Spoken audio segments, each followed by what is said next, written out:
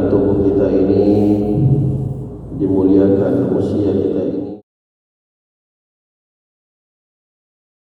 Alhamdulillah, ini kita seharusnya berada di hari Tarbiyah. Hari ini kita sudah berada di hari Tarbiyah, yang mungkin bagi sebagian orang yang meyakini sudah sampai kepada hari Arafah. Ya, kalau di Saudi atau di Mekah atau di Madinah atau di Arab, hari ini mereka sudah masuk kepada hari Arafah. Namun kita di Indonesia, kalau kita mengikuti pemerintah kita, maka kita masih berada di hari Tarbiyah, dan insya Allah besok kita akan menjalankan hari Arafah kita. Mungkin menjadi satu problem. Sebenarnya problem ini adalah problem tahunan. Ya, kalau sudah berbeda aja jadi problem. Problem ketika masuk bulan Ramadan, problem ketika masuk bulan Dzulhijjah. Yang lucunya, yang diributkan kalau masuk Ramadan, masuk bulan Dzulhijjah saja. Tak diributkan perbedaan masuk bulan Muharram, tak diributkan perbedaan masuk bulan Shafar, tak diributkan perbedaan masuk bulan Rabiul Awal dan seterusnya. Padahal setiap bulan itu ada potensi untuk kita senantiasa berbeda setiap negara.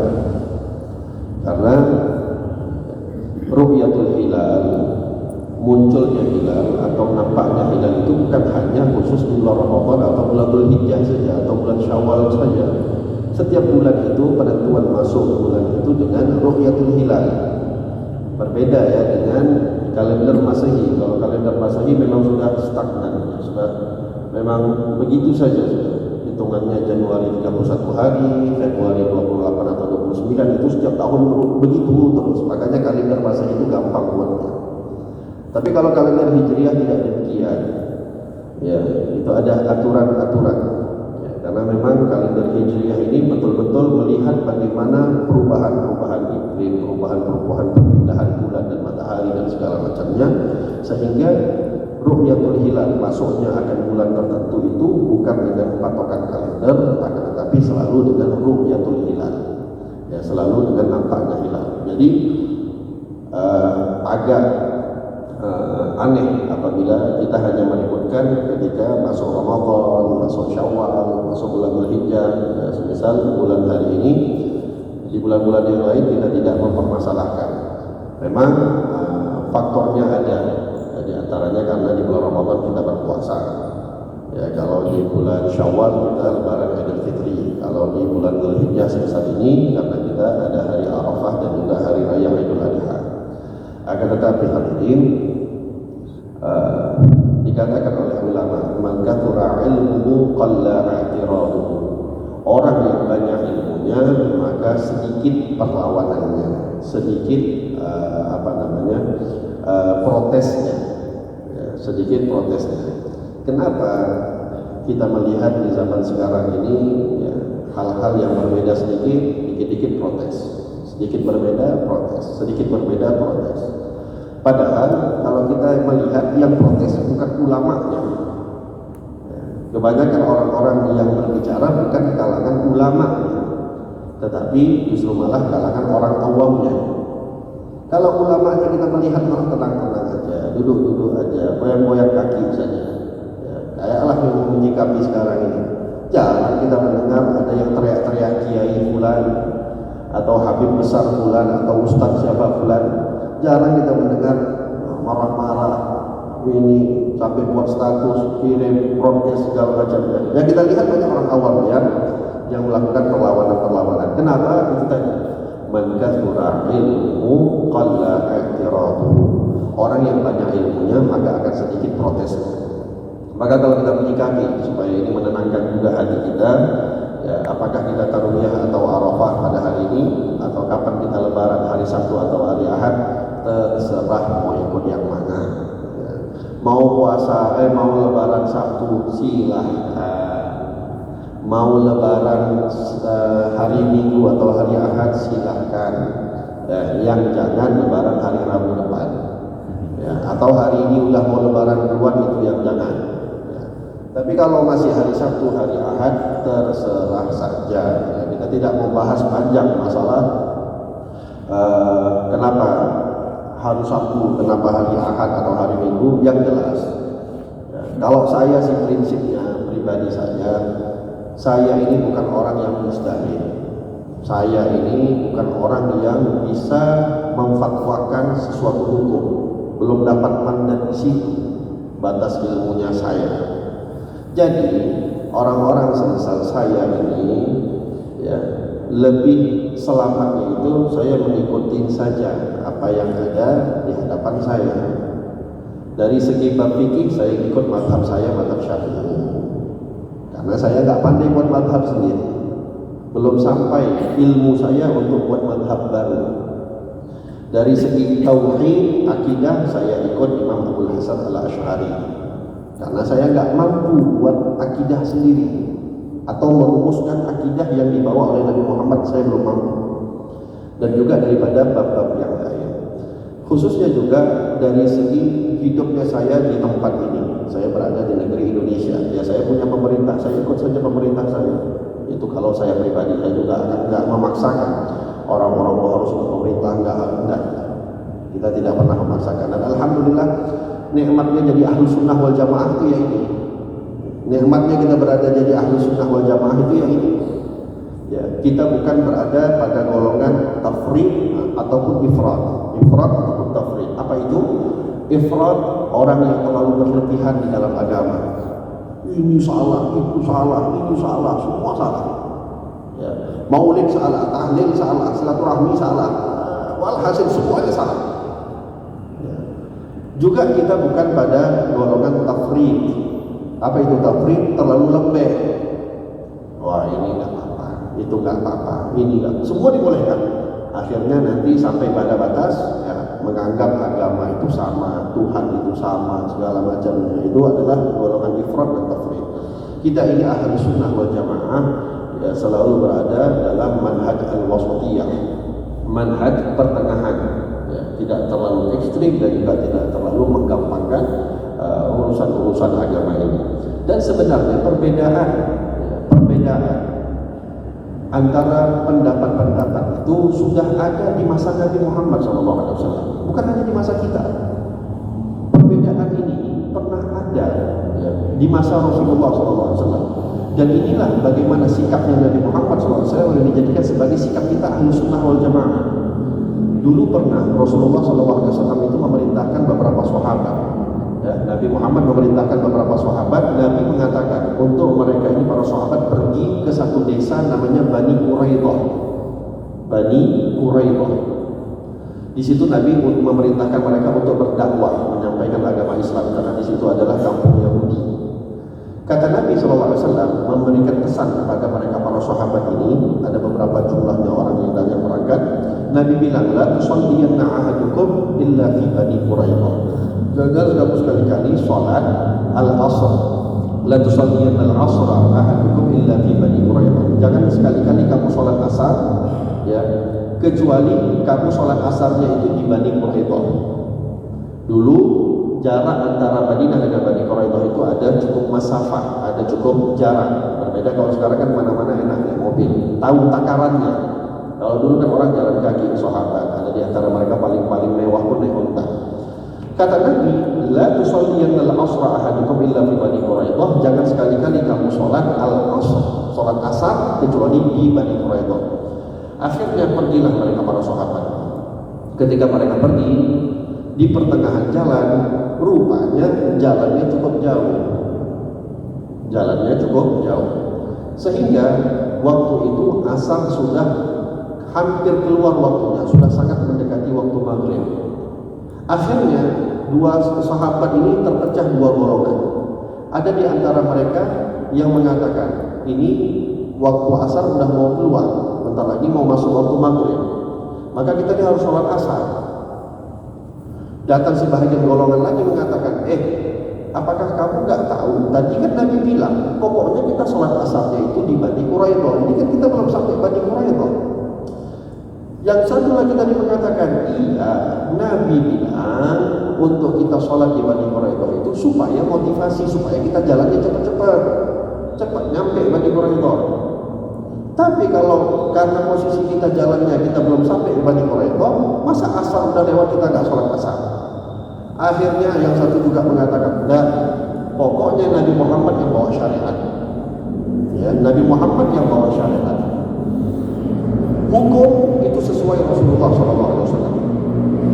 Ini tanda bukti bagaimana penghormatan dan cintanya para sahabat Nabi Muhammad SAW. Ya, seseorang yang diutus oleh Allah untuk membawa syariat ini. Ya, karena memang syariat Nabi Muhammad pun disebut oleh Allah wa ma yantiqu 'anil hawa in huwa illa wahyun yuha.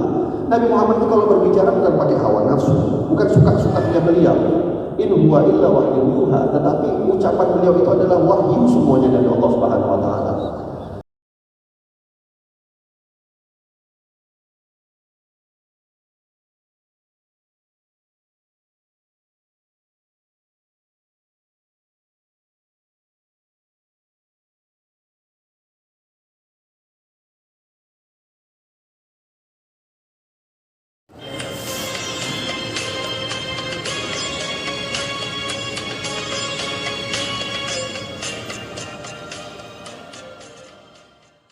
Hingga hadirin sahabat tadi yang ke Bani Quraidah, beliau mengatakan, enggak, Nabi bilang sholat asar di Bani Quraidah udah mau keluar waktu asar kayak waktu sampai subuh kayak asar di Bani Quraidah. Walhasil terpecah. Sebahagian sholat, sebahagian lanjutkan perjalanan. Terdengar kisah ini di telinga Nabi Muhammad SAW. Sampai rupanya berita ini di telinganya Rasulullah. Ada terpecah dua pendapat sahabat, ya, yang atas satu perintah Nabi Muhammad. Ini orang yang memerintahkan masih hidup. Yang memerintahkan masih hidup. Tetapi yang menerima bisa terpecah akan satu perintah ini. Akhirnya balik kepada Nabi. Ditanya sama Rasulullah, apa kejadian? Ceritalah mereka, ya Rasulullah, kami sholatnya di waktu asar, kami taat perintah. Tapi kami juga tahu ini ya Rasulullah, waktu asar adalah waktu ada batasannya. Allah sudah tetapkan waktu-waktunya. Inna sholata kana 'alal mu'minina kitaban mawquta. Waktunya sudah ditentukan sama Allah Subhanahu wa taala. Kata sahabat yang lain, enggak ya Rasulullah, kami pokoknya ikut engkau. Yang satu bawa ikut Allah, yang satu bawa ikut Nabi Muhammad. Ini kan jadi dilema sendiri seharusnya bagi Rasulullah. Apa Rasulullah mau diantuk-antuk atau mau diadu sama Allah? Tapi tidak itu bagi Rasulullah, karena Rasulullah meyakini yang apa yang dikatakan oleh Nabi itu yang dikatakan oleh Allah. Oleh sebab itu kata Rasulullah mengatakan nikmat Nabi Muhammad nikmat al-wasatiyah. Apa kata Rasul? Kata Rasulullah SAW, yang sholat di jalan sebelum masuknya waktu maghrib alal haq, betul. Dan yang sholat di Bani Quraidah walaupun lewat waktu asar juga betul. Dua-duanya betul. Barulah dua-duanya. Oh betul. Rupanya kita buat dua-duanya. Ya. Kenapa betul? Yang satu menjaga haknya Allah, yang satu menjaga perintahnya saya, kata Nabi Muhammad SAW. Dan gak ada di antara sahabat yang punya pemikiran buruk. Masa lebih aku duluankan Rasulullah dibandingkan Allah? Gak ada. Karena mereka semua yakin bahwasanya Rasulullah itu tidak berbicara kecuali dengan wahyu. Oleh sebab itu hadirin, kalaulah di masa Nabi dengan ucapan langsung Nabi Muhammad, bukan pakai baca kitab-kitab hadis, langsung ucapannya direct, itu masih terjadi perbedaan pemikiran, perbedaan pemahaman, bagaimana lagi kita yang sudah ditinggal oleh Nabi Muhammad 1400 tahun yang lalu? Maka kalau kita kembali lagi merujuk kepada apa permasalahan kita pada hari ini adalah sebenarnya karena kurangnya ilmu maka kita banyak protes. Orang yang mau puasa di hari Sabtu ada dalilnya. Yang lebaran di hari Sabtu ada dalilnya. Yang mau lebaran di hari Minggu juga ada dalilnya. Kembali lagi, kalau saya pribadi, saya ini bukan orang yang terlalu pandai sampai buat dalil sendiri atau bisa melihat hilal sendiri dan segala macamnya. Ya udah, saya ini manut pemerintah. Oh, pemerintah boleh segala macam, tidak ada urusan. Bukan urusan kita yang menjudge atau sibuk ngata-ngatain pemerintah ini, pemerintah itu. Loh, emangnya ru'yatul hilal ini apakah dibuat oleh pemerintah hanya kita pada hari ini saja? Kan dari dulu-dulu, dari kita kecil pun Setiap kali mau masuk Ramadan, mau masuk bulan Dzulhijjah, jelas-jelas diumumkan ada ijtima, ya, ada rapat untuk menentukan hilal. Jadi kita mengatakan semua pemerintah dari dulu juga zalim. Terus kita mengatakan lagi, apakah Indonesia saja yang hari Ahad pemerintahnya menetapkan lebarannya hari Minggu? Malaysia juga hari Minggu, Brunei hari Minggu, Singapura hari Minggu. Kita mengatakan semuanya zalim. Nah, ini orang yang zalim, apa kita yang mungkin yang masih zalim? Inilah terkadang kita ini ya terlalu banyak ngurusin dosanya orang sampai lupa ngurusin dosa sendiri. Di mata kita itu pokoknya nilai salahnya orang, salahnya orang, salahnya orang. Kerjaan kita salah, pejabat ini salah, pejabat ini salah, pejabat ini salah, semuanya salah. Gak pernah kita merasa yang salah saya, yang salah saya, yang salah saya. Akhirnya timbul sifat suudzon, selalu buruk sangka terus sama orang. Selalu buruk sangka. Di dalam hasil rapat, ya, ijtima menentukan hilal. Apakah yang menentukan hanya Menteri Agama? Kan tidak. Di situ ada perwakilan NU, di situ ada perwakilan Al-Wasliyah, di situ ada perwakilan Muhammadiyah, di situ ada perwakilan banyak ormas-ormas yang lain. Kalau kita mau mengatakan pemerintah zalim, berarti kita mengatakan semua organisasi itu zalim. Karena kan bukan dia saja yang menentukan. Apakah yang ikut rapat itu nggak ada yang punya kredibilitas? Nah, kalaulah mereka sudah menentukan demikian, ya udah kita pasrah. Apa untungnya pasrah? Ada untungnya kita pasrah. Dalam bab-babnya ini untung pasrah itu ada. Kita pasrah ikut mazhab Syafi'i misalnya, ya, pasrah ikut mazhab Syafi'i. Maka enak, orang kalau punya mazhab itu enak. Beda kalau orang nggak punya mazhab. Ini sekarang kan lagi banyak nih golongan-golongan takfiri yang suka mengkafir-kafirkan. Ya, asal muasalnya itu bilang salah dulu, salah. Amalan orang semuanya salah. Naik salah, bid'ah. Naik lagi syirik. Naik lagi kafir. Itu ada tingkatannya, step by step. Tapi awal mulanya itu adalah suka nyalahin orang. Sampai pada batasnya, jangan kalau bibit-bibit suka nyalahin orang ini dibiarkan, nah, pada masanya akan satu titik kalau dia nggak segera bertobat, akan pada masa dia akan menghalalkan darah saudara muslim. Itu bibit-bibitnya. Kenapa orang berani menghalalkan darah saudara muslim pada hari ini? Karena menganggap berbeda antara kita dengan dia. Semuanya yang berbeda berarti tidak sama. Oh, kalau tidak sama berarti ini kafir. Ini harus sampai nanti pada batas yang udah terbiasa ngafirin orang, akhirnya sampai pada fase yang nanti menghalalkan darahnya orang. Ini semuanya bermula daripada mudah menyalahkan. Oleh sebab itu, dalam mazhab Imam Syafi'i, ya, di dalam penentuan antara Idul Adha atau Hari Arafah, ya, dalam pendapat mazhab Syafi'i, bukan ikut negara orang, tetapi ikut matlak negara masing-masing. Dalam mazhab Syafi'i, bukan ikut negara orang, bukan ikut negara Saudi kah, Yaman kah, Irak kah, Mesir kah, bukan. Amerika, bukan. Mazhab kita, mazhab Syafi'i, ikut matlak negara kita masing-masing. Sehingga makanya metode yang digunakan oleh pemerintah kita adalah metode ru'yatul hilal. Karena Nabi SAW bersabda, "Sumu li ru'yati waftiru li ru'yati." Kalian puasa karena melihat hilal dan batalkan puasa kalian. Artinya masuknya bulan Syawal, Idul Fitri karena lihat hilal. Oke. Mazhab Hanafi, mazhab Maliki, sebahagian pendapat mereka juga mengatakan sama semisal Imam Syafi'i. Sebahagian lagi mengatakan ikut di mana Arafah. Atau bukan ikut di mana Arafah. Mereka mengatakan kalau ada satu negara yang sudah lihat hilal maka boleh ikut. Enggak mesti Arafah atau Saudi. Di mana yang pernah lihat hilal, di situ kita boleh ikut. Tapi mazhab Syafi'i enggak, ikut negara masing-masing, ikut tempat terbitnya matahari masing-masing. Terbitnya matahari kita di Indonesia yang menentukan berarti hari Ahad, hari Minggu kita lebaran, udah bismillah ikut. Ya, ikut saja, manut saja, maka insya Allah mudah-mudahan ya, Nggak menjadi masalah. Orang mau Arafahnya hari ini mau gimana terserah mereka. Kita di Indonesia. Toh kita sholat subuh tadi, subuhnya Arab atau subuhnya Indonesia? Kan subuhnya Indonesia. 9 harusnya kita sholat subuh. Kenapa? 4 jam perbedaan antara kita dengan Saudi.